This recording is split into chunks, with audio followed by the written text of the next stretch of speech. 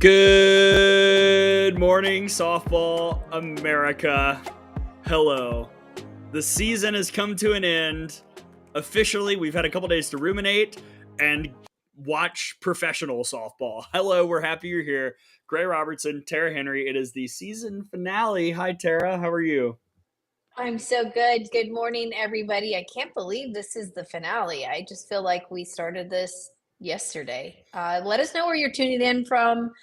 Good morning to everybody across the country. Good afternoon for those of you on the East Coast. I know it's now 12, but just really happy to be here and talk about the year in review for college softball, and can't wait to get into it. So again, let us know where you're tuning in from.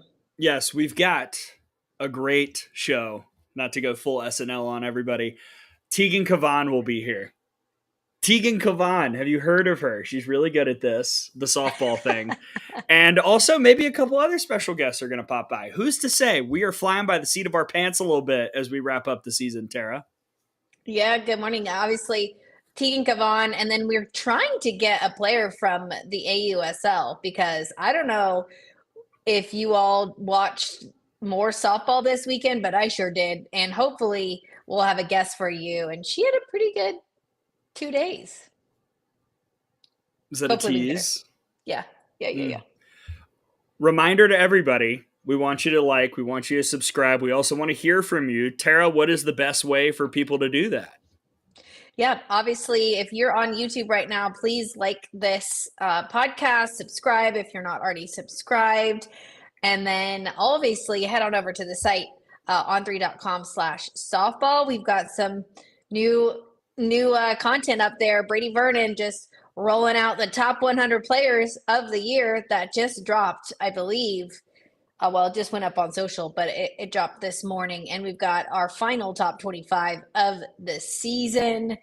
We're going to have pro news. We're going to have some youth updates as well. I know Show Me the Money down in Florida, they're having their finals right now for various age groups, which they play in Gainesville at Florida Stadium. And so that's happening, I think, right now. So lots going on the site. Yeah, I haven't planned anything, but I will absolutely probably do some sort of something from the FGCL this summer. If you know, because in the past, Brady's like texted me and been like, "Hey, why don't I can just write it. Give Brady the week off. I'll write some FGCL stuff. We'll crank out some summer league too." Wait, and you could do interviews down there too. Yeah, I mean, we do have a pod. There is an FGCL pod that is starting this year, so check that out with me and Tom. If you don't get enough Gray and Tom content, there's more to come. I love it. All right, let's hear from the people and display some good morning messages. Annie Pride, hello, my friends. And with that, the 2025 season has come to an end. Roach, hi all, hello. We've got everyone's talking to each other. I love the community that has been built. Cheyenne, for the final time this season, good morning to the Gradient Gray and the totally tenacious Tara. Thanks for a great season, y'all. P.S. I'll work for free softball if you need an intern. Okay, yeah. We always need interns. Wow. We've got Kelby. Good morning, Tara and Gray. Carol Luca watching from Augusta, Georgia. Go Cox. How about this one? I love this. Oh, how time changes. Roach, I used to watch Good Morning Softball America in my dorm room earlier in the year. Now I'm home for summer. How the year went by so fast is crazy. And Brady wants me to remind you all that there's this thing called the transfer portal. I can't believe I completely forgot. Oh, yeah. Wait, here's Bo knows, if you know, you know. And portal. The portal. And then, you know what? I appreciate this. Best roomie ever, aside from my wife. Brady, my guy. 10 days together, hanging out, living, coexisting. I got you, bud. Let's go. I'll write it. It's fine. Oh, I believe that's in regard to the FGCL piece. Wow, everybody's talking. Sarah, Tara, and Gray, let's go. What a fun season. Let's go indeed. And we're glad everybody's tuning in. Tara, we're going to talk to Tegan in a little bit about the Women's College World Series and the Texas run. Yep. We've now had, 3 days to kind of sit in it and think about it and think about what it means in the context of Texas and the context of college softball as a whole. Any other thoughts, musings, takeaways that have stuck out to you in the days after? I think just having a couple days removed from the Women's College World Series, I'm just so happy for Coach White. And I know he could be a polarizing figure for some, but I just saw the joy and the relief, and he couldn't stop smiling. And I think this is huge not only for him but for Texas softball. They got over the hump and got their first national title, and really, I again, a season that was up and down. And we released our final top 25 today with Texas back in the number one spot, and we had them at the one spot for I think 8 weeks. We had them there, and always a talented team. I think with Vivi out at short, we were wondering how they were going to manage that, but just impressed with obviously Tegan. We'll talk to her in a bit, but Mia Scott really stepping up, and the photo of her torn ACL and the amount of tape that she had to have on that knee just to simply play and still make the plays that she did. I was so impressed, and it was a team win. Different people stepped up at different times, and just want to say congratulations to Mike White, uh, Patty Reeve Taylor, Singh, and Z, that coaching staff. They did a really good job turning that thing around, because at the end of that SEC tournament, I think we were all raising our eyebrows on what Texas team we were going to see in the postseason, and what a job they did. It's amazing how the perception of Texas changed a lot this year, because going in, I picked them to win the title. I think everybody was kind of like, yeah, like this Texas team has the goods. Can they actually do it? And then they got swept by Oklahoma. And I remember my thought was, I don't know if I have changed on where I think Texas fits. I just think they've got an OU problem. And then the SEC tournament You did happened. say that. Yeah, I thought they were a really great team with an Oklahoma problem. And then the SEC tournament, they got smoked by A&M, and I'm like, okay, where do we go now with Texas? And then it seemed like, again, we kind of touched on this a little bit in the instant reaction show, but that moment with Clemson, when Clemson had second and third, nobody out, a chance to go to the World Series, and Tegan getting out of that seemed to be the moment where Texas locked back in. And they won that game. They won game 3 against the Tigers. And then honestly, they were significantly the best team at the World Series, and they played like it. I mean, there were moments of shakiness, but they looked game in and game out like the best team in Oklahoma City. And they proved it with the championship.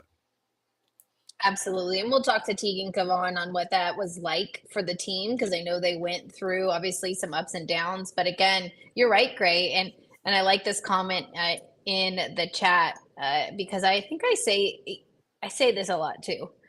You want to be number one in June. And that's correct. Like, you can go through some adversity during the season. You can maybe play a tougher schedule. You can, take some bumps and bruises. But at the end, ultimately, if they hadn't gone through all that, that resiliency wouldn't be built up, and they wouldn't have that shot to go after the national title. And they've been there before. That's why I think we went back and forth, and gosh, we'll talk about it in a little bit about best storylines, but Texas being there and having that experience and being on the biggest stage multiple times, I think really helped them out.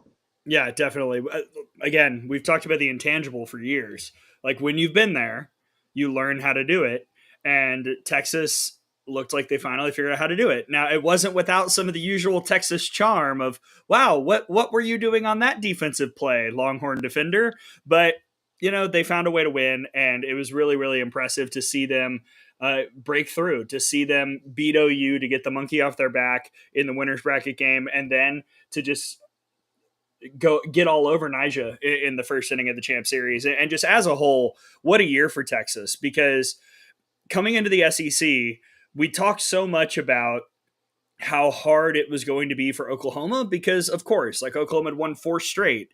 And I wonder sometimes if we forgot about Texas doing the exact same thing that Oklahoma did. And both schools assimilated really well into the league, made impressive strides. And the future is very bright still for Texas. This is still a roster that's got a lot of people coming back. They're going to be very, very dangerous. And I just tip my cap immensely to what Mike White and that entire staff did, even with all the ups and downs that they faced throughout the regular season.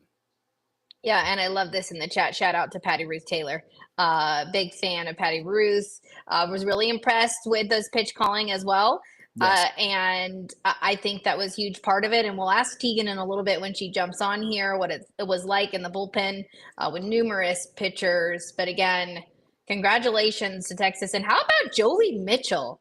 I mean, I was impressed with her at the plate. Yes, there were some defensive miscues, but at the end of the day, if you score more runs than you give up, you're going to win a ball game. So I was impressed with her at the plate, and of course Reese Atwood, so clutch. And we were going to have Coach Singh on here, but we got Tegan instead. And I had asked him, I said, did you give her that green light? And I know I said this before, and he said, yeah. And I think those are the little things that I'm not quite sure Texas had done in the past. We saw Singh go to third. We saw Z at third. We saw Coach White coaching first. They were doing everything possible in that OU game to win that ball game. And I truly believe that was a part of it. When your coaching staff is invested, when they're doing everything possible to help you win a ball game, that just gives you so much confidence as a player. And again, I think that was a huge step in the right direction. Whereas before, I'm not saying they didn't do that, but it was more of a,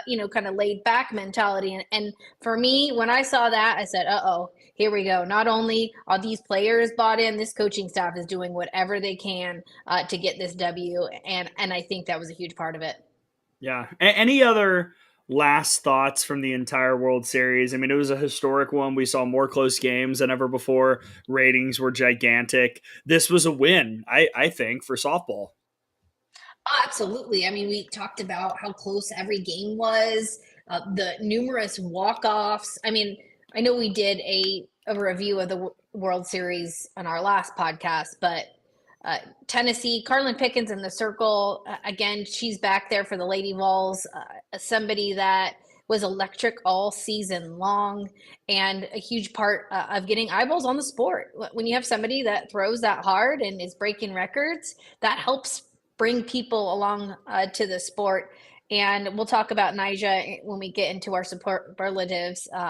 She's on there for me. So okay. We'll get into her for that. But again, in terms of the World Series, Megan Grant not touching home plate, that was huge. I think Abby Dayton with the walk or the home run, the numerous walk-offs, then Texas Tech walks it off. It just, like you said, Gray, our sport is in a really, really good place. And again, with all of you on here, thank you for supporting it, because without you, we wouldn't be where we are today with our viewership numbers and the monstrous numbers that ESPN put up. I couldn't be more proud to be a part of this sport.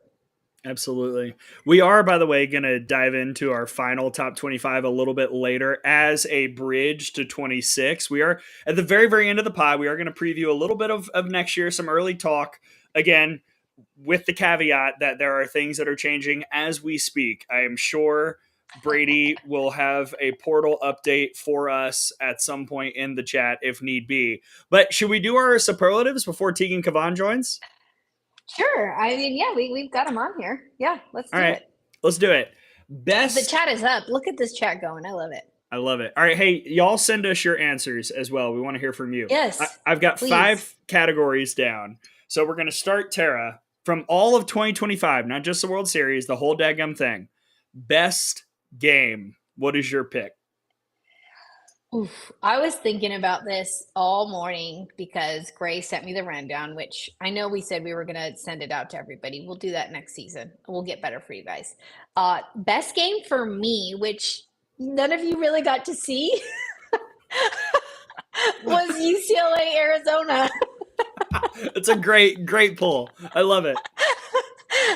I was thinking about it, and I was thinking about all the amazing Women's College World Series games, which they were. But personally, for me, the best game of the year was Arizona UCLA at the Judy Garmin, and it was a back and forth, all-out brawl. Devin Netz was a warrior in the circle. It just was, for me, the first time the two had faced one another, obviously not being in the pack, and it was just an all-out brawl. And I know that a lot of you didn't get to see it, but that was my favorite game of the year. Gray, how about you? All right, mine. This is where I'm gonna put on my other job hat for a minute. The best game of the Oh, year that I saw was Game 3, Alabama Oklahoma. And I say that because it had a little bit of everything. It had both teams playing at a very high level. It had the atmosphere. It had the stage. It was Monday Night Softball. This was all everybody was watching. It had the walk-off moment from Vandegrift. It was one of those, wow, it's April and it feels like I'm watching a super regional game. And it was just so exciting. Matt and Amanda, it was an incredible broadcast. It just had it all. And to be in venue for that, to get to see that in person was just very, very cool. To get to be a very small piece of the media coverage for that was very, very awesome. And that game is one that has stuck out to me as kind of the top tier one from this year, and the best game that I saw start to finish. Just it was just so there were so many moments. It was 2-1. That's the kind of game I want. We love all the 10-9 nonsense and the 7-5, but sometimes I like it where pitchers and defense has to make plays and it comes down to the key hit, and it did that night. And that's why Alabama Oklahoma Game 3 is my best game of the year. I love that. We've got lots of answers in the chat too, as well, which you guys can see. So this is lovely. Nice job, Yes. Gray, with the chat up. I love Ole Miss Arkansas Supers Game 1. That was off the rails. Oh my gosh! Oh, shout out to Wichita State, Oklahoma. Wasn't that like the 20-17 game? Yes. Oh my gosh! Wow, great memory. There were so many games. Oh my goodness. Oh, such good stuff. All right, keep sending them in. Yes. A&M Liberty. There were some nominees. I was thinking about that winners bracket game. That was on my long list as well. Yeah, keep sending in your best game of the year. All right. Player we loved to watch. Do you want to go first? I hope we don't have the same one. Well, you go first, because I'm torn between two. Okay. I'm going with Allison Benning. Ooh, okay. We do not have the same person. Okay, great. For me, we talk about the intentional walk hit that Reese got. Remember, Allison Benning had the intentional walk 2-run bomb this season and a perfect game. Every time I turned on a North Florida game, I was just so impressed with her. And so, yes, there are others that you're all listing here that are great, and we will talk about them at length. But for me, I just really enjoyed Allison Benning. Okay. I am going to go, man. All right. See, so this is chat. I love it. I love the answers, but I'm thinking about this player I love to watch, right? So like we're the best players in the country, the Vandergrifts, the Ellises, the Scotts, absolutely, 100%. But I'm thinking about like who did I just like who injected energy into my veins when I was watching them play, and that was one of the people I was thinking of. Tori Edwards was on my list. I am going to go with Sierra Sacco from Mississippi State. Ooh. Because of multiple things. The development of a different part of her game, power very much in the mix. She was really good defensively, a lot of fun to watch on the base pads. The spark plug for the Bulldogs all season long. It was a thrill to watch her. I felt like every time she stepped into the box, anything was possible. Legitimately anything. Oh, Lynn Ann with me. Sierra Sacco is my pick for a player that I really, really love to watch. Every mention in here is great. Gabby Garcia, Aaliyah Benford. Shout out to Lojo. Tori Edwards, Ruby Malin had some real moments this year. Kennedy, great option. Ella Parker, she might be mentioned a little bit later in some of these superlatives. So Sacco is my pick, but honestly, a lot of studs this season that we got to see in the circle, in the field, at the plate, all over the softball field. Yeah. And let us know again. Oh, there we are. Mia Scott, Brie Ellis, Nija, Kavan, Ella Parker, Abby Dayton. Those are all good ones. Carly Shelton for South Carolina. Sam Gress, I'm there too. I think I saw Sam Gress. She was really fun to watch. I just love the way she competes in the circle. Another good one. Yeah. So keep sending in your players we love to watch. Coco on defense. Shout out to Coco Woolley. Okay. Okay. Perhaps Bonos. perhaps that is my answer for best storyline in a way. Do you want me to go first? Yeah, go. All right, my best storyline was Liberty takes down Texas A&M in regionals. This changed the game. It changed the NCAA tournament for obvious reasons. Top seed taken out. First time we've seen that in the super regionals era. In regionals, I should say. Sorry, Tom texted me and it slightly distracted me. We're recording out of the box later. But just the way Liberty won, Liberty took it to the Aggies. It was in Davis Diamond. That whole regional and the way Liberty won was 100%, I thought, the best storyline of the year, because it also added in the love everybody in the sport has for Dr. Dot. Dr. Dot Richardson, she's always said 5 wins away from OKC. Well, getting out of College Station put them 2 wins away, and they couldn't quite close the deal. But it was just so cool to see a team like Liberty, who'd been so close so many times, get it done against the, on paper, toughest possible opponent that you could get it done against, which is the number 1 overall seed in the NCAA tournament. So Liberty coming out of College Station is my best storyline of the year. I love that, Gray. And good. I'm glad that that's not the one that I chose. But my favorite storyline, it's actually storylines, and it's funny because somebody in the chat just mentioned something, but my favorite storylines of this season was the impact of Jordy Ball and Nigeri Kennedy on their new programs. And I think for me, their impact in the circle for both Nebraska and Texas Tech was something that I loved watching all season long. And again, Nyjah leading her team to the Women's College World Series, to their first ever regional win, their first ever super regional win, and then to be in the finals of the Women's College World Series. And then Jordy Ball just really getting it done on both sides of the ball. I think she just, obviously we know her as an incredible pitcher in the circle, but to see her get 20 plus wins and home runs in a season, to me, just the impact that those two had on their teams, both coming from Oklahoma and Stanford, and what they were able to do to inject some life in both Nebraska and Texas Tech's programs. I think that's part of why we're seeing so much parity, Gray. And those two women are a part of that. And there's a lot of stuff that gets said on social media, hopefully more good than bad. But I just have to commend both of them for doing what they did. And again, going to someplace new, and both of them are going to leave a lasting legacy at both of those programs. And so for me, that was so special to watch all season long. And who knows? I hope more people or women do that. Maybe the parity will then grow even more. Here for it. Again, yeah. New age. We'll talk about that later, probably on a separate pod. All right, we got 2 more, and then Tegan's going to be joining us. Favorite moment from the 2025 season? Again, I had like 4 or 5 things I was thinking about. You go first, or do you want me to go first? I can go. First. Yeah. All right, my number 1 is if adds in a lot of factors. It secured an award, in my opinion. It was fully exemplified by the quality of the broadcast. Shout out to our boy Kevin Brown.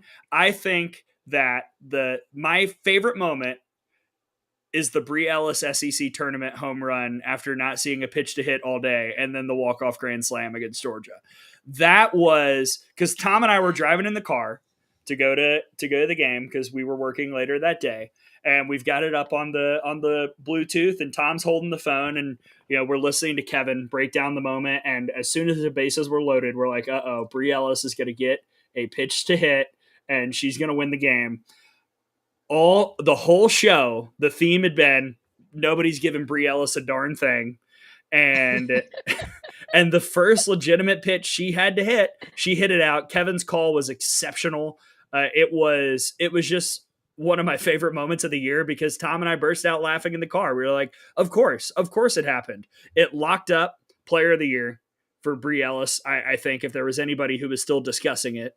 And it was just one of those, look at that great player having a great moment in a big situation. That was my favorite moment of the year.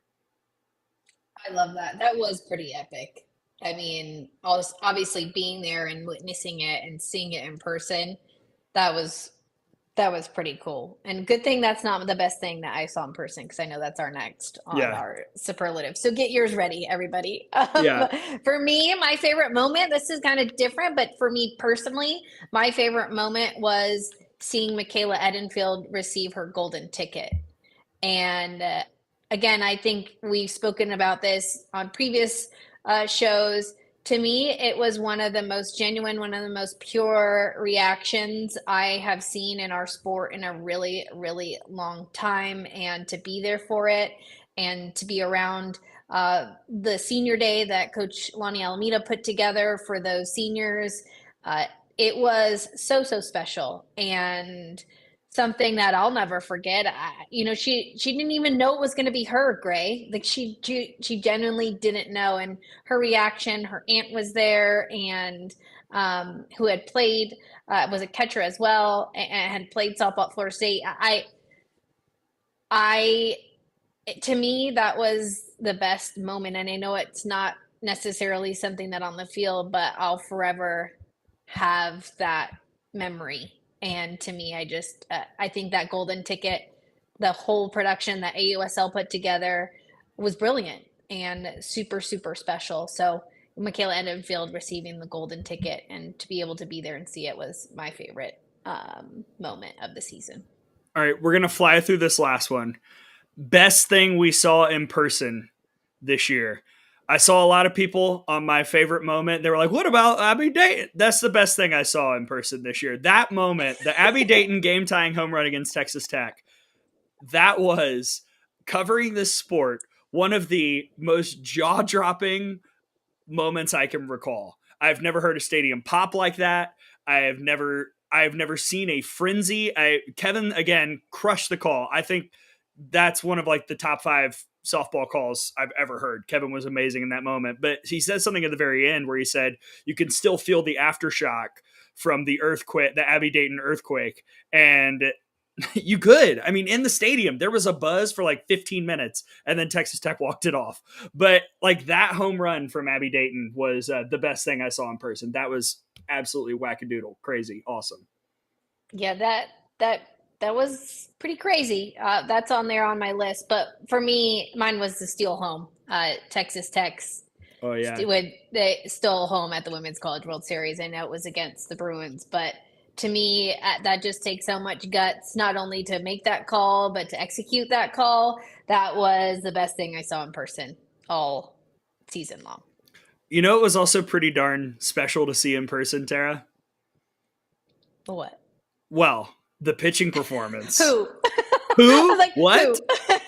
The pitching performance of one young lady from the University of Texas. You know her as the most outstanding player of a 2025 Women's College World Series. Did not give up an earned run in the entire WCWS, which is quite hard to fathom. Ladies and gentlemen, please welcome to Good Morning Softball America, the great Tegan Kavan. Hi, Tegan. Hi, thanks so much for having me. Oh my gosh, we're excited to talk with you because I'm just curious. First of all, we'll talk about the journey in a minute. What have these last few days been like for you since winning the title to having the celebration at the field? How have you kind of soaked it in? Yeah, it's been crazy. I think our whole team hasn't got much sleep. It's just been a crazy couple days. The celebration at the field was crazy. It was so cool. The turnout was incredible, and to just see that, obviously, because not everyone can be in Oklahoma City, and so seeing all of our fans back at home, and some that were there, and then some that weren't, but being able to celebrate that with them was just so cool. It was way more people than I expected, filled up the whole stadium, and then even onto the field, and so it was great. But it's been crazy. It's kind of hard to believe. I keep looking at the shirt we got or our hats or social media, and I'm like, oh my gosh, it's actually real. I'm just double checking and making sure. Well, Tegan, incredible performance at the Women's College World Series. And I know that there was some adversity that you all hit throughout the season. And at the end, sitting at the top, raising that trophy is pretty special. But you spoke a lot about taking one pitch at a time. Can you kind of go over that and what that means to you, taking it one pitch at a time? Yeah, for sure. I think that's what got me through the whole World Series, like I had been saying. But I think I noticed in earlier in the season, and I just get tense and tight when I think about how I have to go 7 innings this day, or 'cause sometimes I don't, and like whatever we need to win. But I just get ahead of myself, and that's when my performance starts to lack and it starts to go downhill, when I'm just thinking about the future and not being where my feet are. And so if I'm worried about the outs at the end of the game when I'm in the 3rd inning and we're not even there yet, then I'm just not where my head needs to be, and I'm not locked in like I need to be. And so that was my focus, to just stay one pitch at a time. Obviously, when we're playing the best competition too, getting ahead of myself is not what I need to do at all. I need to focus on the present moment and attacking the first pitch. And even going into the last game, I like to journal before my games, but I tried to not even think about, like, obviously game plan and like how we're going to attack, but I tried to not think about anything about the game besides like the first pitch I was going to throw. And so I just journaled about basically getting ready to throw that first pitch, and then having it take it one pitch at a time from there. But it was definitely huge for my performance. I want to ask you about supers, because this has been the moment that I haven't been able to get over. You know, we were all watching game 2 when Clemson had second and third, nobody out, and you and your team are facing elimination, like basically anything in play on the ground, and the season might end. You Mhm. got the 3 outs, you got out of it, and then you go on this run to win the national championship. Did that moment against Clemson unlock something, as if it kind of proved to all of you, oh yeah, this is our moment, this is our time? I think definitely. I think obviously there's a little bit of luck on our side and in that game in general. And so I think just taking that and running with it. Our season wasn't supposed to be over clearly. And so I think we definitely used that moment, and definitely I know, I mean, I'm sure people that know we had said in the dugout, like kind of we were like, oh my gosh, like, or the girls that were in the dugout. And I was on the field, obviously. My first thought was like, I need 3 strikeouts. And then I had to reel it back and be like, okay, that's not like, might not be realistic. Um, Got out of it, luckily, obviously, but, I think it was for sure a big moment. I think we realized that, like, we're not done, and we weren't meant to be done, and so just using that. And there's a question in the chat. We've got lots of people in the chat just saying good morning, hello, great job. But someone asked, what was your favorite moment of the Women's College World Series other than the last out? Mm. I think, honestly, anything with Mia Scott. Just what she did this week was incredible, and she's given so much to the program and just, like, stayed the course, and she's grown. Obviously, I didn't wasn't there her freshman year, but got to spend the last of her 2 years with her.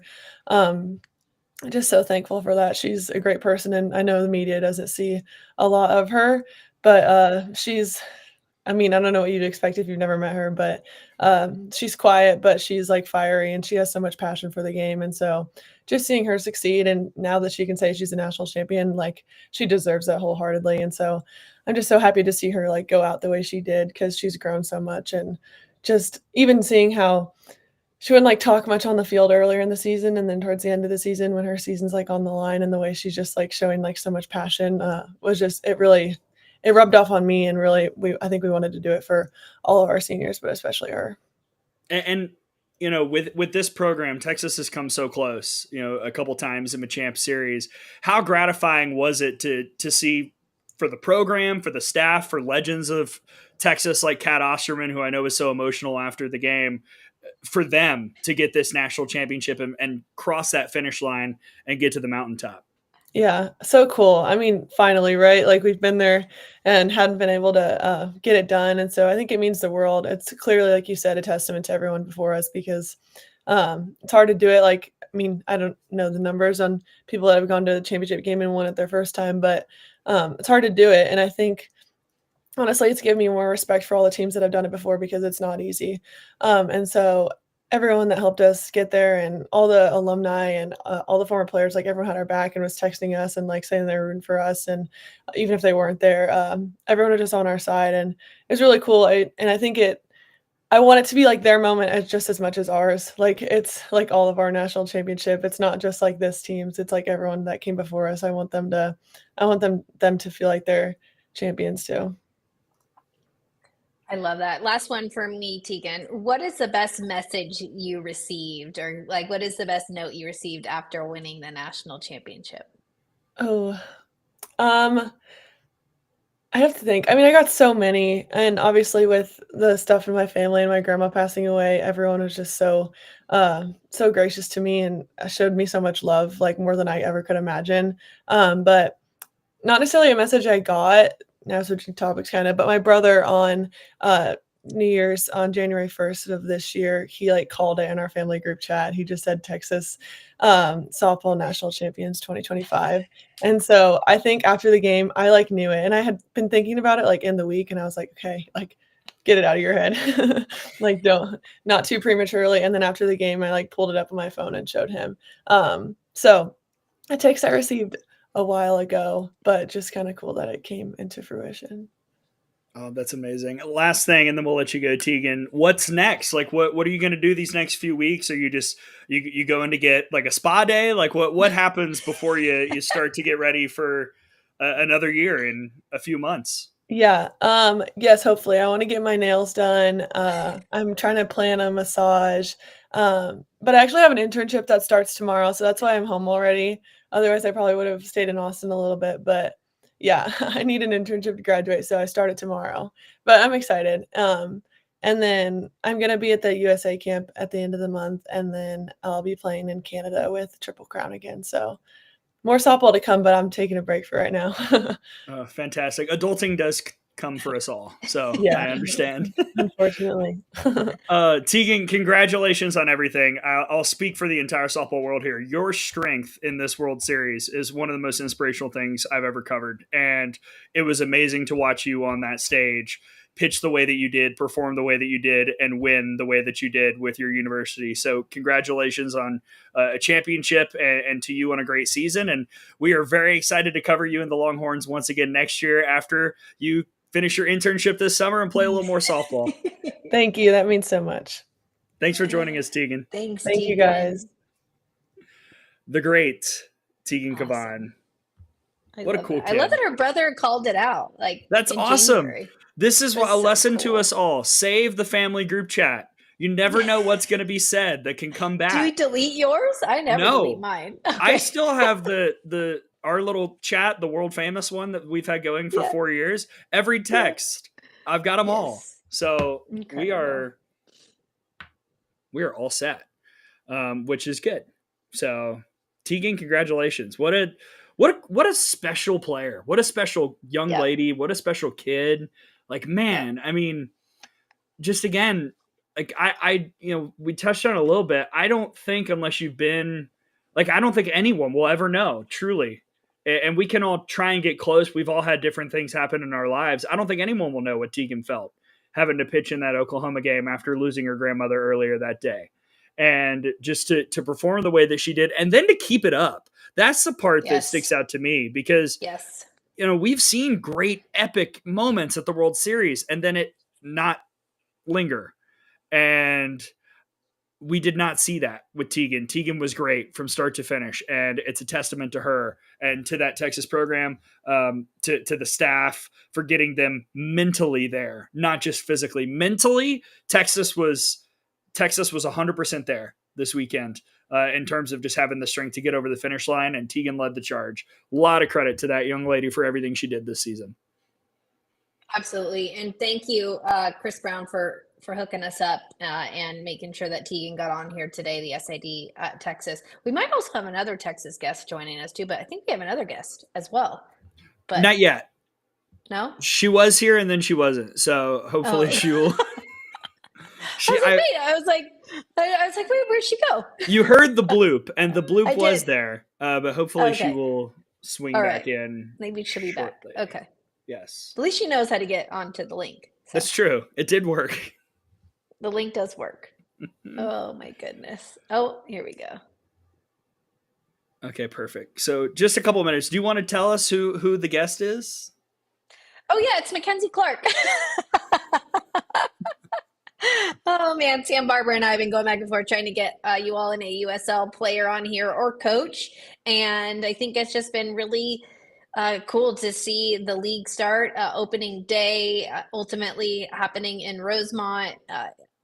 Chucky and Amanda on the call. That was just, I think it's a pivotal point in our sport right now, and I can't think of a better place for girls to go and play, women to go and play the sport after college softball. And I just feel like we're riding this wave of momentum, finishing the Women's College World Series, now starting the AUSL. So we'll have Mackenzie Clark joining us. Yeah, she had we a pretty will. good 2 days. Well, let's talk about the start of the AUSL before Mackenzie joins Cool. us, because this was great. The timing could not have been better. Some of us had 9.5-hour drives back from Oklahoma City. So again, I just plug in the phone and the aux and I listen to Kevin and Amanda, Chucky and Amanda call the game up in Rosemont. And it was great to see Montana pitch and Lexi Kilfoyle throw, and so many people that we've known for so long who are back in this league or debuting in this league for the first time. And it's just, the games have been really fun. The games have been really exciting. You can see, even, Bishop Frank up in here says go Volts. You can see people are starting to pick their allegiances, and it's really, really exciting to watch things break the way they are. The games have been good. The pitching has been excellent. Situational hitting has been hard, which it should be. This is the professional ranks, and you've had some players really come through in the clutch. And again, we'll have Mackenzie join us, but the Volts, the Blaze are playing a series down in Wichita, and then the Bandits and the Talons in Rosemont. And again, there will be they're traveling all year long. The schedule's up on the site, so if anybody has any questions, you can go up and check it out on the site. So they'll be in various cities across the country and sold out stadiums. Like, how cool is that, Gray? They're selling out stadiums on opening day and weekend one. And I have a feeling that's going to happen across the country, because who doesn't want to watch pro softball? These are all the players that you watched in college and that you looked up to. When you see a Skylar Wallace at short for the Bandits, you see Montana Fouts back in the circle for the Talons. For me, this is so cool, and I like the part that we're seeing people on the same teams, and I think the players like it too. I think the point system is more focused on individual performances, and I heard Amanda Loren say in the middle of a game or post that it was nice because people don't know how many hits they had, how many points they scored. They just knew they won the ball game, and so I think that's been cool to see that transition. Yeah, you get to see some of the, the stuff. Like somebody gets a double, and I saw Hannah Flippin turn and go like that. And it was like, all right, I love that. We got a team. Yes, all about it. And we had a capital M moment a couple days ago in the Volts Blaze game. She's on, her camera's off, but we are ready. Okay. Oh, here we go. Wait for her. She's on now. Okay, so you've seen the bat flip. You've seen the excited sprint around. How about just like the casual stroll around the bases after I believe is the phrase is yeeting one out to left field. I would like to welcome our friend from Clemson, from the FGCL, because everyone is, and also from the Volts, the great Mackenzie Clark. Hi, Mackenzie. Hi, how are you? How are you? How's the pro game right now? How much you enjoying playing with the Volts? I'm enjoying it a lot. I'm having a lot of fun with my teammates. I'm just very excited to be back with the team. I know that our little spring camp was supposed to be a fun little 2 weeks, but I just really wanted to play some ball. And Mackenzie, we talked a little bit about this, a shift from the point system to actually being back on a team. What has that experience been like, to go from, individualized points to being back on a team that you're going to be practicing next to the same players and being on the same team with them week in and week out? The point system was really entertaining, I thought. And of course, coming from collegiate ball to a point system where it is about the team, but at the same time it's more you. Like, it was a very quick turn, very different route that I had to take. But to be back with a team and, okay, we're gonna win as a team, we're gonna lose as a team, we're singing kumbaya hand in hand and just go do our thing. I'm really enjoying this setup a lot more because of it.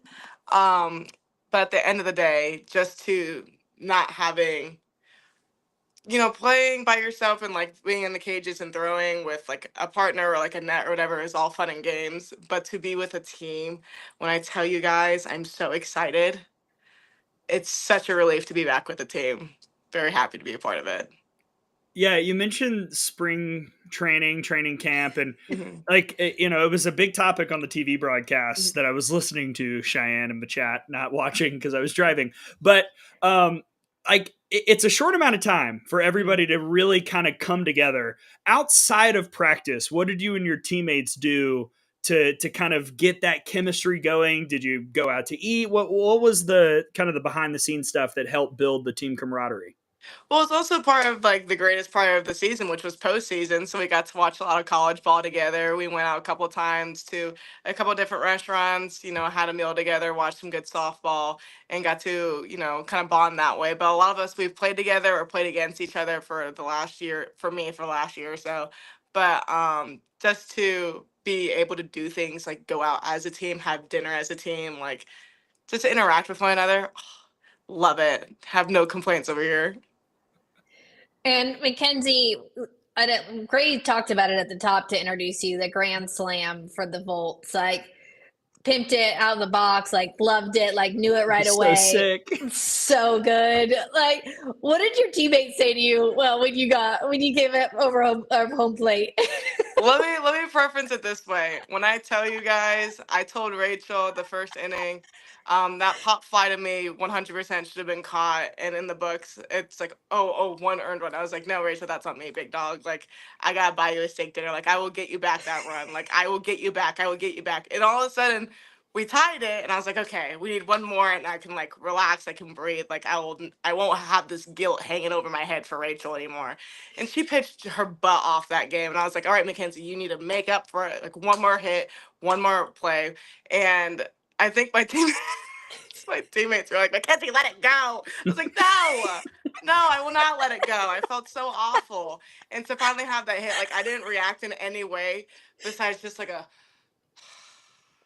Because I did it. I finally came back through for Rachel, and I don't know where the video is, but I got did my little walk, got back to home plate, kumbaya, celebrate my teammates. But I found Rachel in the dugout after the home run, and I like bear hugged her and just wrapped myself around her. I was like, I'm so sorry for stressing you out, bro. And she thought it was so funny. Like she's like, I wasn't worried, I wasn't stressed. I was like, I know, but it was my fault. I'm so sorry. Like I was so apologetic, and she was like, do you know what you just did? And I was like, no, I don't care. I'm so sorry. But just to have that hit for her to get her back and to come through for her in extra innings is just amazing. Again, she pitched her butt off. She deserved that win. I'm just glad that I could make that one play up for her. Okay, wait. I'll find the video for you guys because I hung on to her for what seemed like 5 minutes, and someone's like, she still has to pitch. Let her go. I was wrapped around her. I felt so bad. I was like, please forgive me. Mercy. So good. So hold on. So you watching it and starting the stroll was not like that, was more like a relief. That was more, but I didn't screw it up for Rachel. Yes. Oh my goodness. And I'm glad that some of you find it funny because I most certainly did not. That's awesome. You're such a beast. You guys can ask Rachel. I hope Rachel can get an interview with you guys. I kept telling her every inning, I will get you back. I will get you back. I will get you back. And I got her back. And I was just like, That's the most powerful. It took an extra inning. It took a total of 8 innings, but I did it. I got her back. That is the most powerful sigh of relief in the history of the You're sport. welcome. Let me just say that thing was destroyed. Dang. Whew. I love it. Oh my gosh. I don't even. All right. Stress out the Bolts the first game. Okay, my next question. I want to know about the logistics of this, because with AUSL, you're going to be traveling around the country. You're going to be going different places all up until the championship in Tuscaloosa. How does this work from a like packing standpoint, travel standpoint? Like did you load up for a month and a half as if it was a study abroad, or how did you do this? It's so funny that you said that because I just got done with optional hitting this morning, and Sam texted me as I was driving back to the hotel, and I was like, oh, I got it. I gotta do laundry. I gotta pack because we leave tomorrow at 6:45. Like I want to be able to make sure I have my bags in the right places. Blah blah blah. So I'm really glad you asked that question. Yes, I personally packed one body bag, like one big rolling bag, a duffel, and a backpack of all my stuff. And then I had an extra bag for equipment, but I won't count that just because it's all softball stuff. But for the most part, yeah, like you're studying abroad, like you're living out of your suitcase. Like I have the packing squares, love them, live by them, Clutch. and I'm living out of my suitcase, which is like my biggest pet peeve. I like to like lay my stuff out and hang stuff up. Like no, we're picking the outfit out, ironing it, throwing it on laundry, putting on the loop. Like we're traveling, we're going, and I wouldn't have it any other way for the first year because we're spreading the word that professional softball's here. Excited to go out and showcase it to people. Oh man. I mean, those packing cubes are clutch. I mean, I'm looking They at are them the right now. I best. love them. I got them in Yes. purple. We could have Yeah. made so much money, Tara, if we'd come up with that like years earlier. I don't know why we You didn't guys missed out on $1 million idea. miss the chance. Yeah, I Missed use it. them and they are fantastic. But last one from me, you talk about spreading the word of pro softball in the AUSL. Which venue are you most excited to play in throughout the tour? I'm most excited about Washington just because I've never been.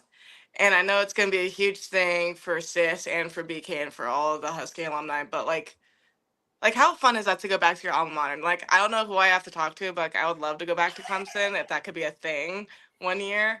But no, just going back to my teammates' alma mater, and like I just know that's gonna be such good vibes. Like, what a brilliant experience. Like, that's so exciting, so happy for them.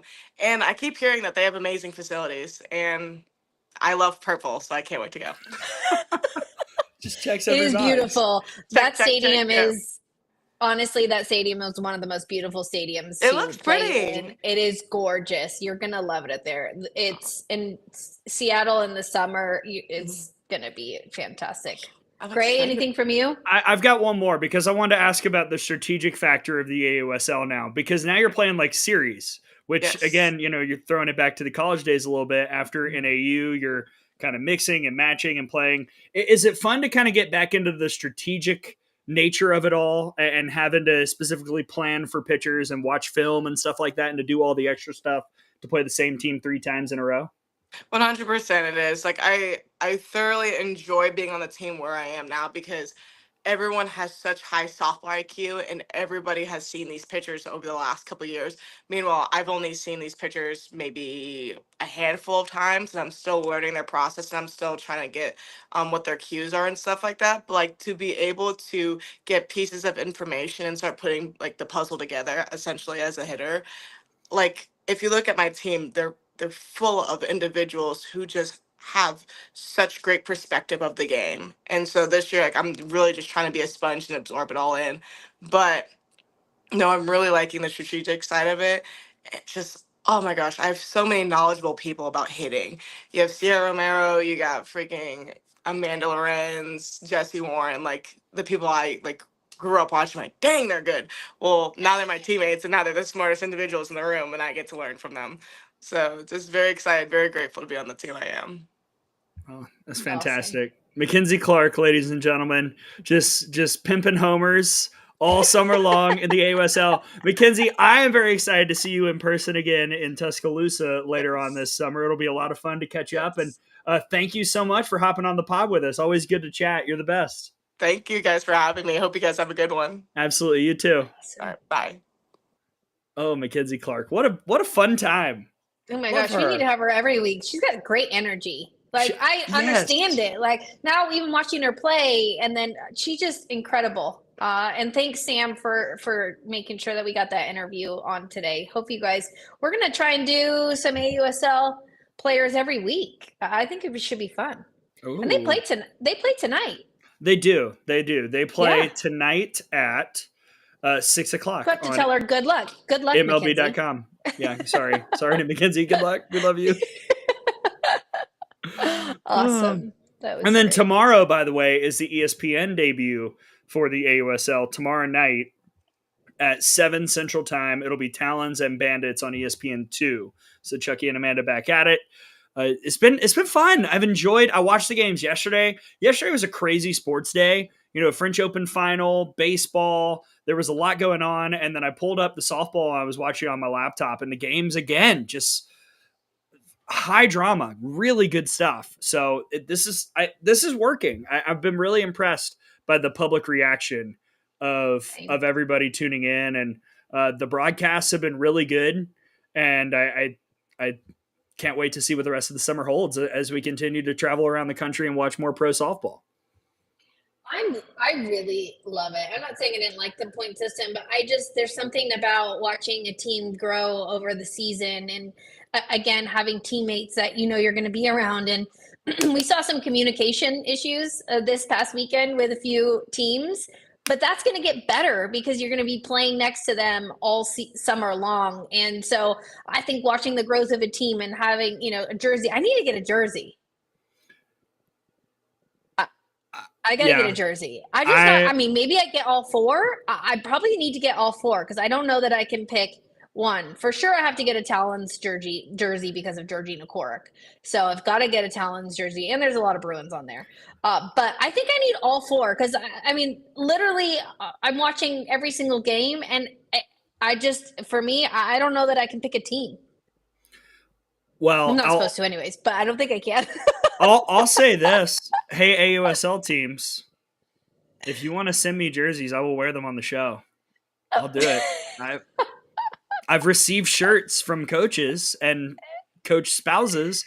I'll wear jerseys. I don't care. Look, it's about to be summer. It's going to be hot. I need something breathable. I will wear Talons, Volts, Blaze, Bandits. I'll do it all. I will be the man of the AUSL people if need be. Also, the other thing everybody's got to remember, as good as the softball is right now in the AUSL, and it's quite good, it's going to get better because there are still a lot of Japan people and people who are just coaching and rookies. Like we haven't seen some of the upper tier draft picks even take the field yet. We have not seen Korik. We haven't seen Faramo. We haven't seen Sam Landry, unless she came in late last night, which I don't think she did. We're still missing some folks who are going to come in and make the softball even better. So it's going to be good stuff. Landry was there. She just didn't come into the game. She hasn't appeared yet. Yeah, it's not in the game, but she was there. I saw her celebrating after a home run. But yes, you're right. Maya Brady is over in Japan. She'll be joining the league as well. I'm so excited for this league, and again, leading up to the Olympics, because to be honest, it's difficult for athletes after college to find a place to train, to have a team and be a part of something. And I think this is going to be huge heading into LA 2028. And it's a place where athletes can go and play. They don't have to go over to Japan and spend a ton of time in Japan. So we got another guest. Surprise, Gray. I know. I'm excited because I saw the name pop up. I was like, oh, let's go. Let's go. We're going to talk about going to the club. Yeah, Steve Singleton, Texas assistant, is here. What's up, Coach? How are you? How you guys doing? Hook 'em. How was the club? Congratulations on the national championship, by the way.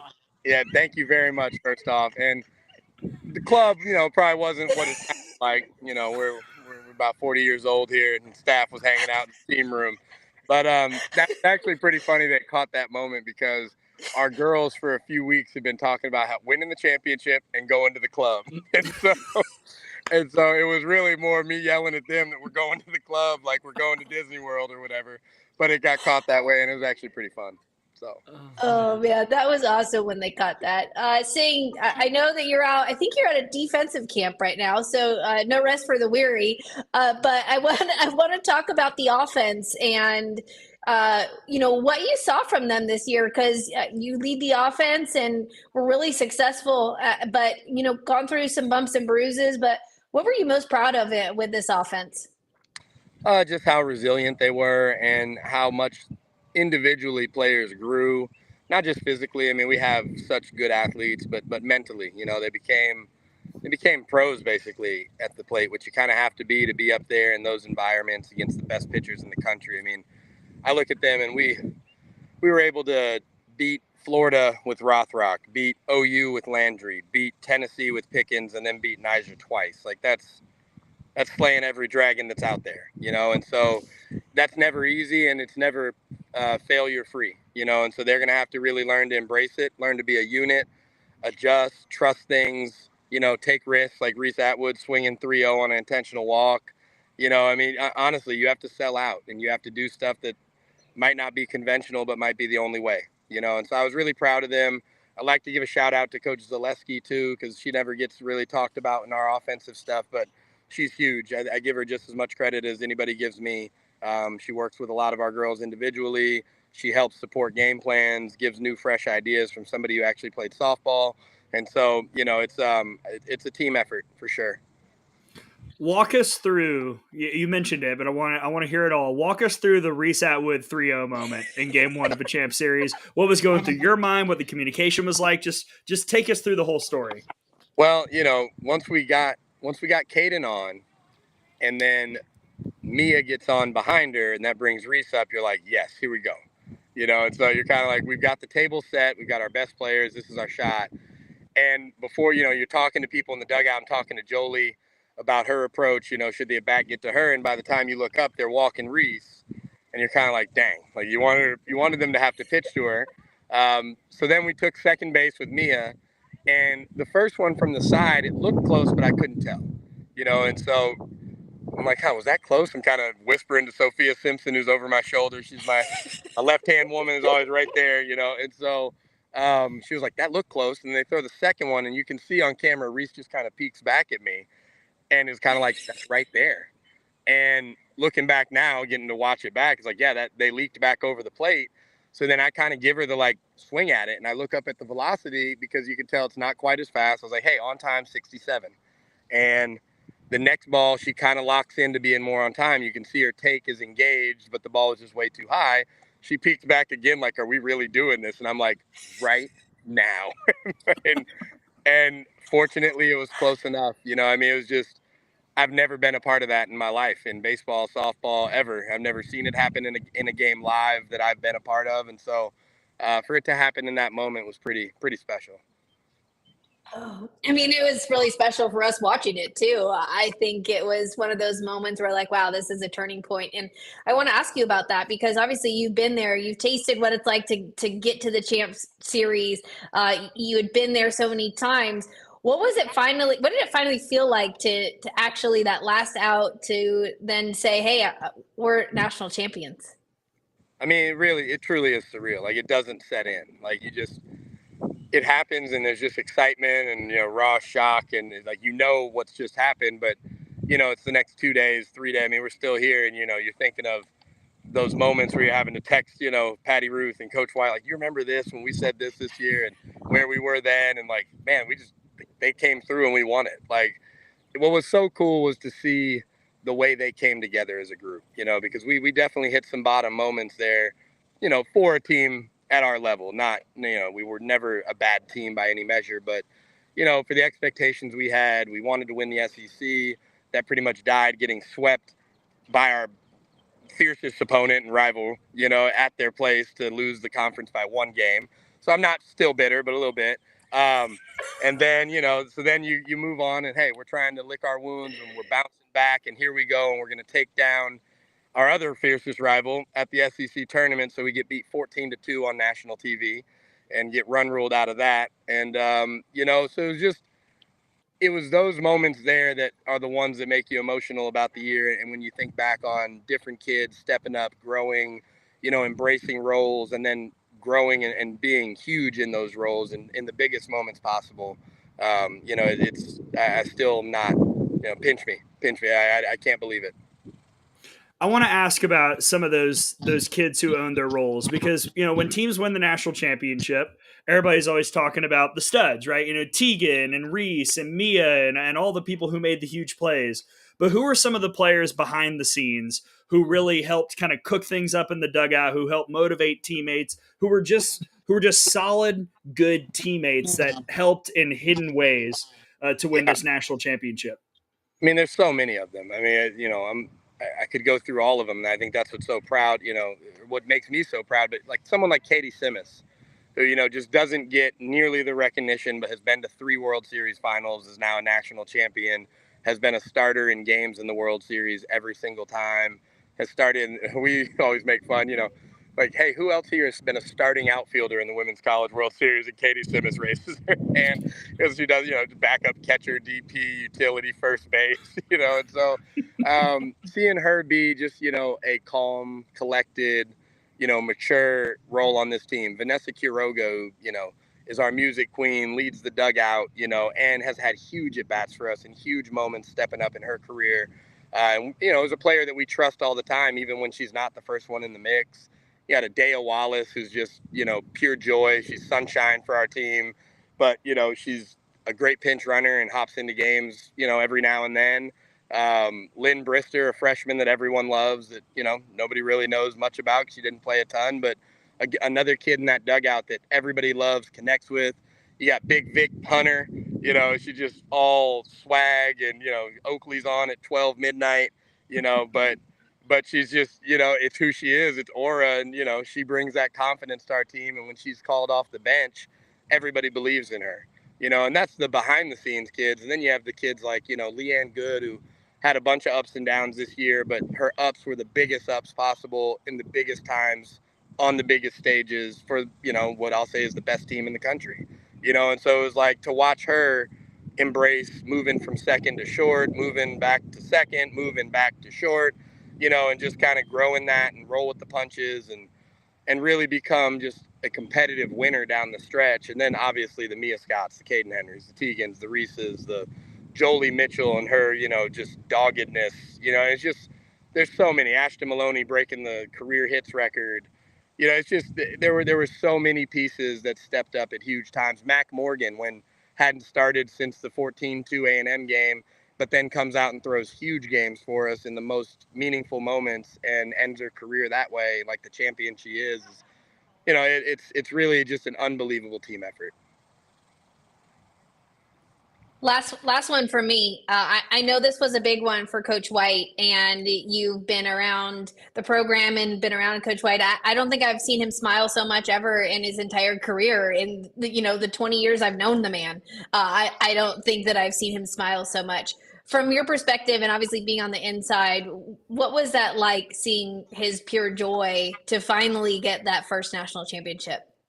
It was great. It was great. I mean, and you described it perfectly. I think it was pure joy. Like he's had his moments where, he can be tough and he can be tight and he can be loose. And he's evolved a ton during his time that I've even been with him. And, I think that's what most people see is the tough, stoic, emotionless and hard coach. But, these girls, I think, would describe him different than that. I think they see him as a fatherly figure, someone who can be tough on them and holds the standards and expectations that we all have, but they can mess around with, and he can be fun. And, he's in there in some of the videos you can see, he walked into the clubhouse after we beat, was it Tennessee? No, it was after we beat Oklahoma, and, we're celebrating in there, and he all of a sudden starts busting out this move where he's going like this, he's going, we're in the driver's seat, baby. And the whole clubhouse blows up and everybody's starting to bounce around like this to music. And so, there's moments like that people don't get to see, that I think helps really connect to the girls, a few generations behind him, but he's still fun. He still wants to do the same thing they want to do. And, I think that having won this one, I know it's already changed my perspective on some things, and I'm sure it'll change his and all of ours as well. So. That's amazing. Well, congratulations on an epic run, an epic World Series. It's amazing. I tweeted this. It's amazing from the Clemson moment, game 2 in Supers with second and third and nobody out to where your team ended. Just remarkable. And it shows how you're never, ever out of it in this sport. And your team exemplified that. Congratulations on a great national championship run and best of luck in the future. Cause I know now you're in quote unquote off-season mode, but off-season mode doesn't really exist anymore. It's not real, but thank you very much, Gray. I really appreciate that. Oh man. Thanks, Sang. Thanks for joining us he's working, you guys. He's at a defensive camp right now. So yeah, we're out here appreciate in Austin at Mabson Field, home of RBI Austin. So we're down here having some fun. Oh, that's awesome. Thanks for joining Thanks us, so much, Coach. Sing. Hook 'em Texas fight. Oh man, Awesome. Surprise. love that guy. Love that guy. Love his family too. His family, great time. I sat with them for one of the games. Just a fun time. Yeah, no, Sing's great. And I was hoping that we could get him on here because he's obviously been a huge part of that offense and great hitting mind and just so happy for them all. And we tried, I was going to get Coach White, but I think he's out and maybe in a beach or in Hawaii or just, he said he was just going to enjoy it for a bit. So I just want to thank Sing for jumping on here. Who among us would not want to be on a beach or in Hawaii right same. now? I'm ready. Yeah. I'm down. Same. Yeah. I am going to the beach Wednesday. By the way, the chat has stopped. I don't know why. Yes, we can't see it. I know. So if you're trying to chat us, guys. I don't know what happened. I will say there have been some weird streaming issues the last few weeks. I'm not quite sure. Well, that'll be evaluated in the offseason, just like any good head coach or general manager or and just like that, or at the club. I think that's about Mike White. What timing? It's all of a sudden back. The club. They're all about the club. Oh, man. I love it. Oh man. I have. It's like magically like just a magic. I will say this: I have hung out with Coach Singleton once in person at the SEC tournament, and we follow each other on Twitter, and that's about it. But I probably hung out with the man for about 7 minutes in my life, and when that video crossed, I was like, "This makes sense." This. Yes. Oh man. Oh wow. Oh, they're just listening. Wow. Oh, thanks, guys. That's great. Well, maybe we'll bring Sing back on here. He's got some good stuff to say. I want to hear more about the club. I don't know. So good. Yes. Oh my goodness. Okay. Let's take kind of a look. What Brady happened? might have broke something. Brady. All right. We will do a separate pod for the NCAA settlement. Yes, I will flash this. I know with the way that this show is going to be and the kind of the rolling nature of the guests, we did not feel now would be the time to dive into that because, again, we're still learning and everything. But also, that's a pod that takes time, and I didn't want to be like, all right, let's spend the last 10 minutes talking about the settlement. That's not fair to you or fair to us or fair to whoever we bring on. So there will be a separate house case pod coming up very soon. Brady getting a lot of flack in the chat. Oh, it's funny. Oops. Okay, so we're going to use our final top 25 to kind of give a little bit of a prism into next season because the final top 25 is out. Yes, Texas is number 1, Texas Tech number 2. If you've ever voted in a postseason top 25, it's actually quite easy up until you get to 17, and then you got to start using some, analysis and whatnot. But the final top 10 looks like this.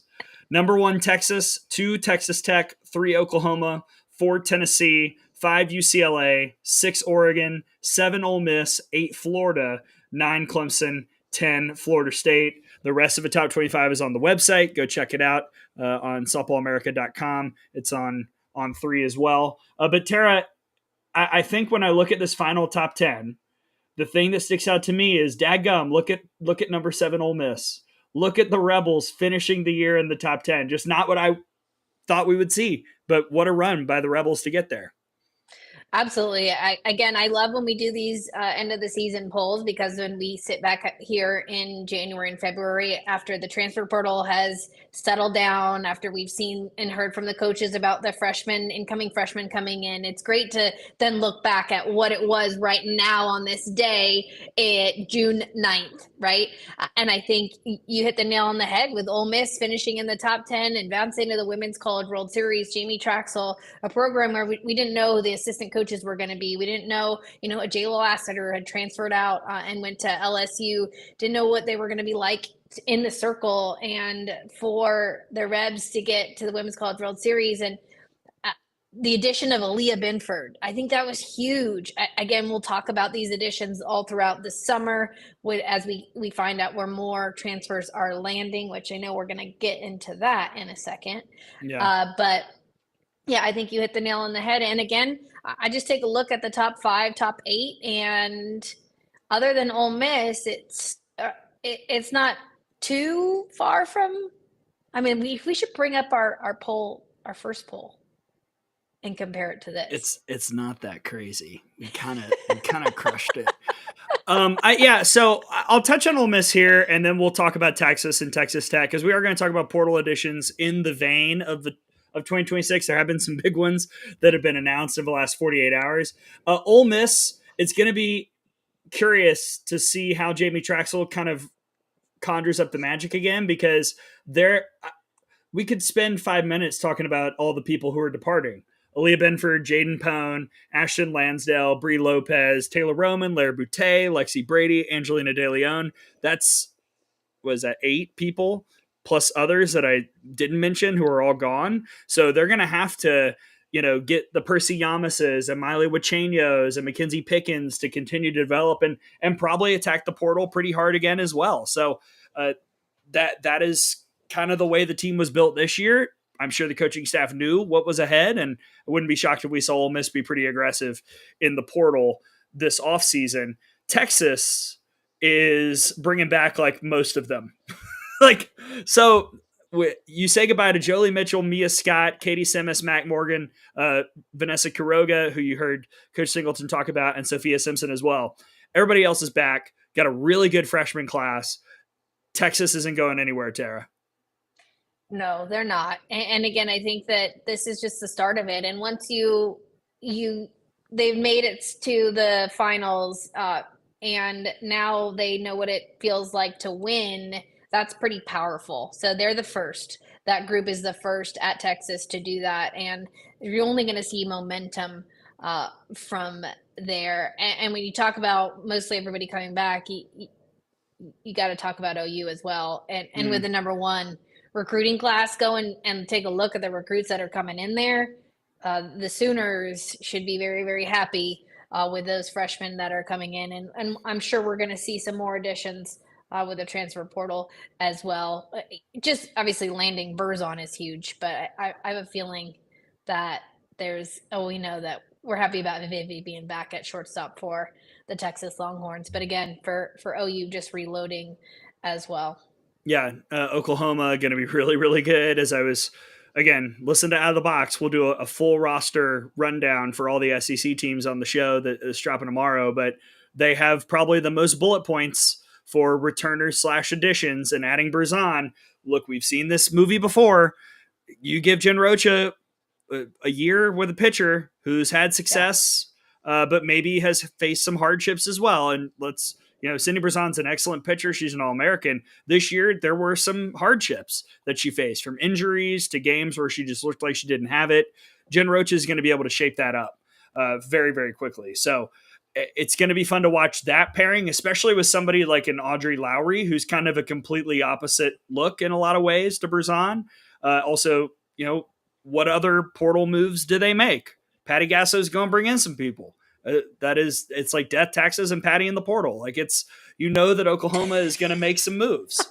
So the Sooners are obviously not going anywhere. And now it's going to be, I think the biggest test for them is going to be what is the reaction to experiencing something that like none of them have experienced in 5 years? Like, there's an anger when you get close and you didn't get it.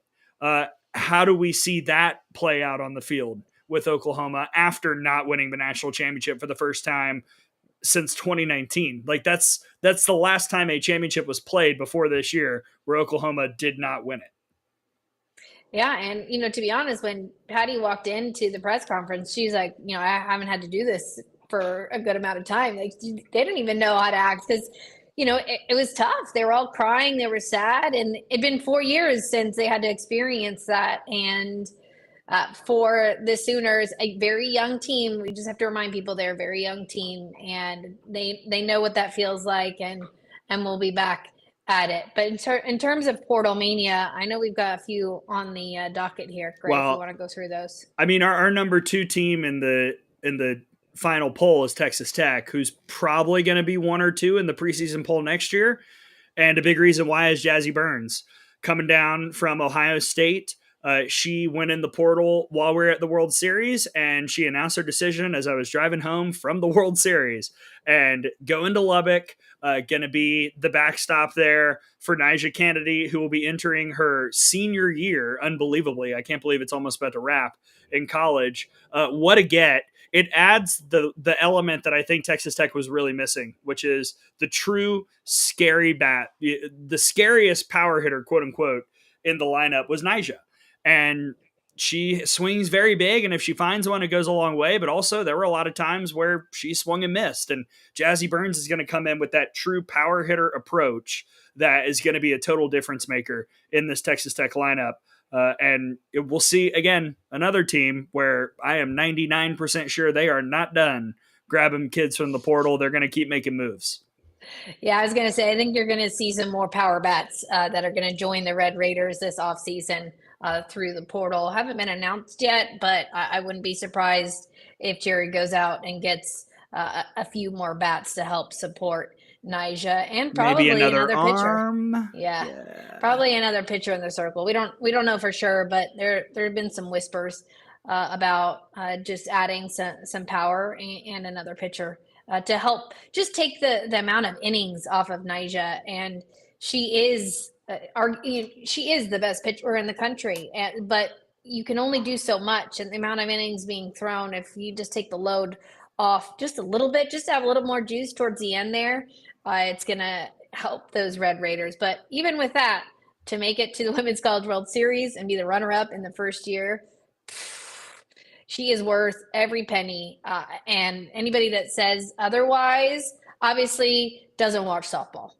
Or they don't like it, quite frankly. Like, you can say what you want about it, but Nyjah Kennedy, for her to do what she did this past season, worth every penny. But I do think we're going to see a shift here, Gray, with the pass of the settlement. And I don't know how this is going to impact the transfer portal. I don't know if you have thoughts on it. I know we're going to do a whole podcast on it, but I think it's going to impact it in a big way.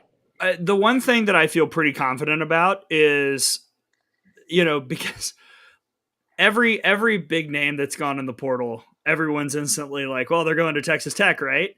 And I don't think it's going to be possible anymore for them to get all those kids because of some of this stuff passing. So I'm sure there are some portal kids right now who probably had a plan, who are having to reevaluate that plan or having to have those conversations right now.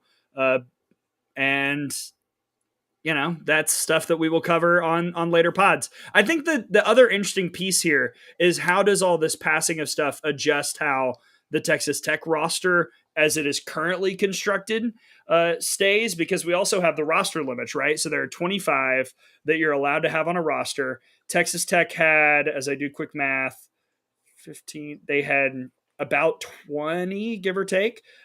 We knew that they were adding some kids in the recruiting class. We knew they were bringing in portal kids. Do we see some kids leave? Do we see changes being made here and there? Again, these are things that coaches are going to have to deal with now, because there are some programs who have way more than 25, and they're going to have to make some hard calls. I'll be watching. Let's just say that. And then, at the same time, you've got a centerpiece like Maya Davis, who's going to be their leadoff hitter next year, probably at Texas Tech. That's quite the table setter. And then you have Jazzy Burns behind her.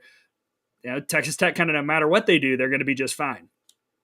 Yeah, and we'll get into this, Gray. I like your point about the roster limits. I think we need to go dive into this a little bit, because you can look both ways at it. There are teams that carry less, and there are teams that aren't going to have the full 25. But if you think about a 25-person squad, women's squad, and you take a look at our travel ball club model right now, you aren't seeing teams with 25 players on the roster anymore. You're seeing teams with 15, 16, and if your kid doesn't play, you're going to a different team. And honestly, I think that's a lot of what is wrong with what's happening right now is kids are expecting to play. They're not having to compete for their position. They're not being tested every day at practice, in the games, because they know that that's their position. And that's what I love about OU. Love them or hate them, I love that Patty brings people in to compete, and you have to compete for your position. But for me, and we'll talk about this, and I'll get off my soapbox in a second, but for me, our club system needs to be modified. And when we are encouraging kids to only stay on a team that they're playing on, I think there's a real issue, because that's not reality when you get into college. And if we're going to expand to 25-person rosters, you're doing those kids a disservice. And parents that are leaving teams because they're not playing every game, honestly, Gray, I think we need to take a good, strong look at that. And I know a lot of it has to do with money. I know it has a lot to do with kids playing, but if we are to go to 25 women rosters in college, that's a very different look. Think about how many people are not playing in a ball game. Mm-hmm. There's 9 or 10. So guess how many people are on the bench? 15. That's a good amount of a roster. So we'll get into that when we talk about NIL, but I think that there's a lot of caveats to this settlement case and to where the game is going, and should be yeah, sorry, Cheyenne. I get on every once in a while. Hey, I'll get off of it. Go. No, keep going. Keep going. That's why we have a pod. Yeah, no, I think that we all need to be better. And ultimately, not only take a look at what's happening in the college game at various levels, D1, D2, D3, NAI, but what's happening in the club level too. So I think it's something that we should all take a look at and hopefully address. Are there any teams in particular in the top 10 that you feel like this is a big offseason for them? Because there are two that jump off the page for me. Go ahead, share your two. Big offseason and where they need to do and what they need to go. Well, I mean, I think UCLA and Florida are the two teams that stick out. UCLA, a great year, but like what is this pitching staff right now? You know, Fisher and Terry have both gone in the portal. There are rumblings that there might be other Bruins who might pop into the portal. I don't know. Like, there were a lot of kids who went in all of a sudden, and they flashed over during the Towns game. Lisa Fernandez was on the phone somewhere, and I was like, is she like, who is she on the phone with? Is it UCLA or is it the Talons? And I want to see what, especially with some of the rumblings about how all this house case is shaping the way the UCLA athletic department is going to make decisions. I want to know what Kelly I is going to do, because honestly, this might be coming up the hardest coaching season of her career. And I say that with like trying not to, be hyperbolic.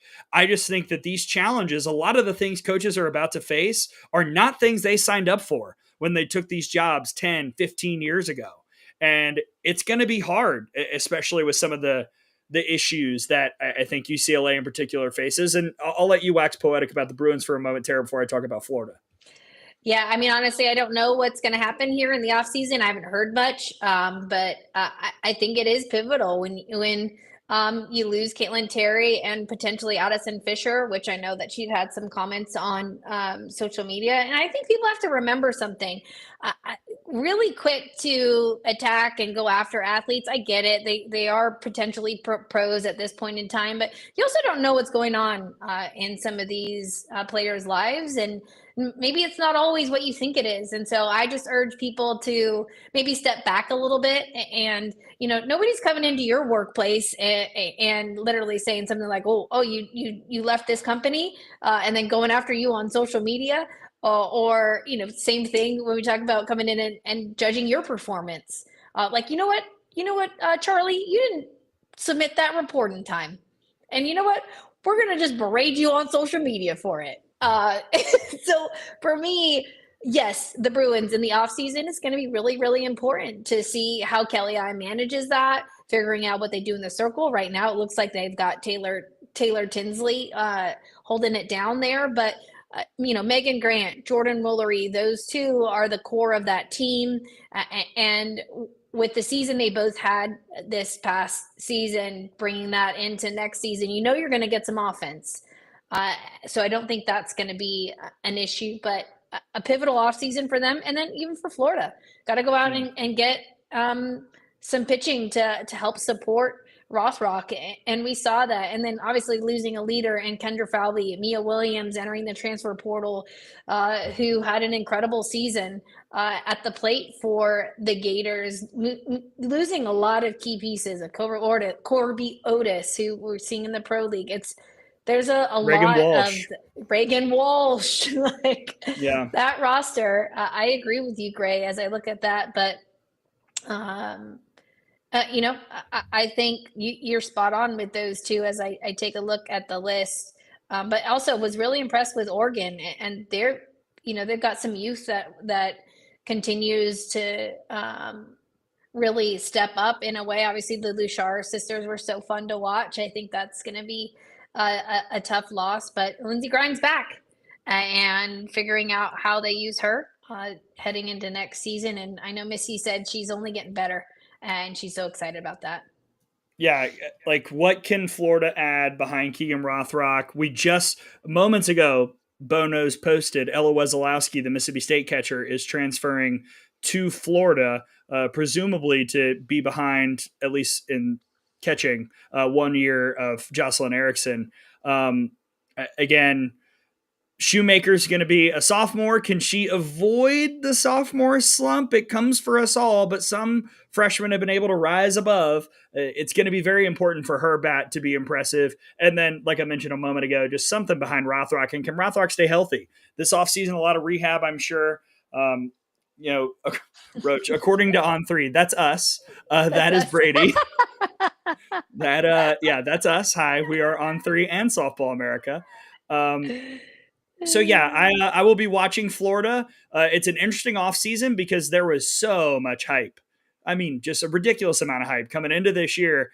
And in ways they met it and in ways they did not. And I don't think it's an accident that of the 8 World Series teams in our final top 25, we had them slotted 8th in the postseason ranking. So Florida has got to kind of get back to a little bit of the magic that they had, not this past season at the very end, but the year before at the very end when it felt like they were riding high. And this offseason will answer some questions after a few key departures in the Florida program.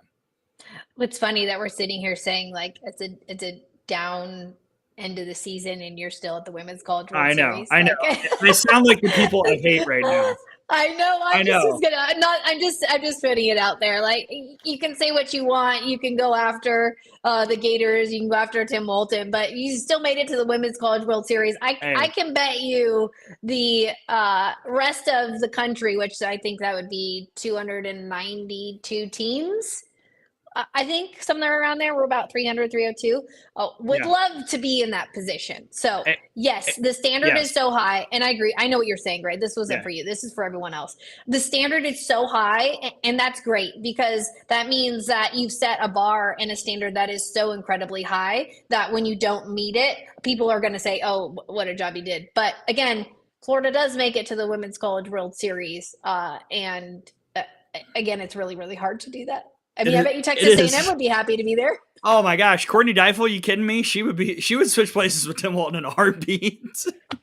Right? 100%. Like, come on, people. Like, oh, the standard is so crazy high. Sometimes I'm just like, come on, let's bring it back to reality. Still making it to Oklahoma City. I know. I wanted to touch on this as well. Haley, Arizona picked up an Iowa transfer pitcher. That would be Jalen Adams, who was very, very good. Really, really talented arm. Threw really well in the back half of Big Ten play right up until the very end. Went very quickly. This was a quick journey for Jalen Adams going to Tucson, and Arizona sure needed her because they've had a lot of departures in the circle. They've picked up, Adams, and I'm sure there's more buzz a brewing, but Arizona is a team that I am immensely intrigued by in 2026, just because I don't know right now what that roster is going to look like. And they're going to be playing in a Big 12 where all of a sudden it looks like Texas Tech is doing what Oklahoma used to do in the Big 12. Texas Tech's about to run that league this upcoming year, you would think. Oh, absolutely. And I think there is a question in the chat or just a statement about to go to Kennedy. I think that was a big loss for Arizona, seeing her go in the portal. So watching to see where she's going to go. But somebody just asked, Gray, is there going to be Alabama news? Is something going to happen in Alabama today? Today, not that I know of. Oh. Unless something has happened while I've been on the air. My phone is on do not disturb. So I think Annie was asking. Do you guys know something that I don't know? I don't know. I know little. I mean, I know that camp started today, and I also know that Patrick Murphy will be interviewed tonight on Out of the Box. So maybe something will come up there. Who's to say? Cool. All right. I do think Alabama. I think Oregon. I would shout out Clemson. Those are three teams that I am very, very excited about for 26. I think that you're going to have a lot of youngsters who make immediate impacts, whether it be freshmen or sophomores who are growing. I think that those three teams in particular, Oregon, Clemson, Alabama, those are three that I think are going to make big splashes in 26. Is there any team in particular, Tara, that you want to shout out before we kind of, I guess, wrap up maybe? No, I'm good. I think we went through it all. I'm excited to see there's a lot of chat in the chat about transfers. I think we're going to see a lot shift here in the next couple of weeks, months. So for me, I still think it's still like once the dust settles, I think it's a lot easier to figure out because I think there's a lot of moving parts in the next couple months, weeks here.